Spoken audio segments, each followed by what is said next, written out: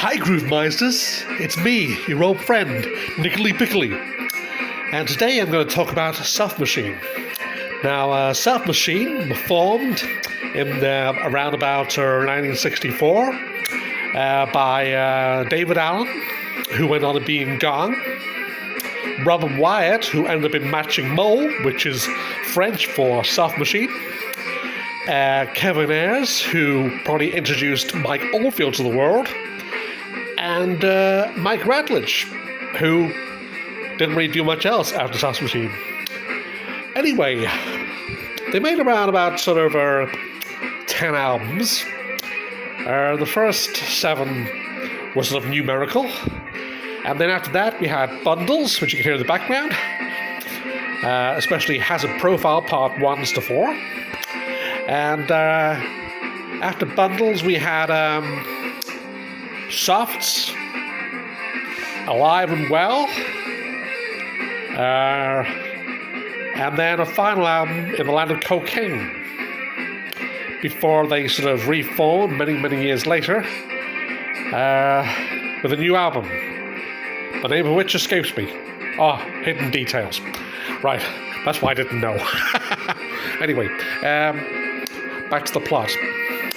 Yeah, well, after the first single, which was Love Makes Sweet Music, with the B-side Feeling, Reeling, Squealing, David Allen left to form Gong with his missus, Gilly Smythe. And so Soft Machine carried on boldly to make their first album, The Soft Machine. Now, after The Soft Machine, Kevin Ayers flew the nest and was replaced by Hugh Hopper on bass. And from this point on, Robert Wyatt became more the lead singer. By the time of Volume 2, we had that lineup.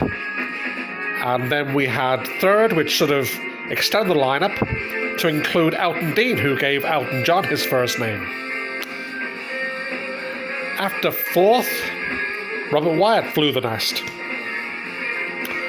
And there were various replacements on drums. But I can't remember his name, but there was a long-term replacement for that album, who is in the band to this very day. And of course, after the 5th album, things weren't going very well in the camp, and Carl Jenkins was on board by the 6th album, by which time Elton Dean had left, and then Hugh Hopper left before the 7th album. And by the next album, Bundles, Mike Ratledge was having a few problems, so he left as well, although you can hear some of his contributions on the next album, which is called Softs. And I think from what I've read over the years that Softs was more or less the name people would refer to the band as being since the Machine had left long ago. I like all the albums. I mean, I don't really think there's any album which is awful. People complain that Land of Cocaine, with it just being down to 2 long-term members, is not really much cop. But they did have the presence of Alan Holdsworth on guitar. And that's probably good enough for most people. And Jack Bruce from Cream was also involved. But over the years, the band sort of reformed in various bits and bobs. And now we have a sort of thrown together lineup, basically the Softs lineup, with Theo Travis on saxophone.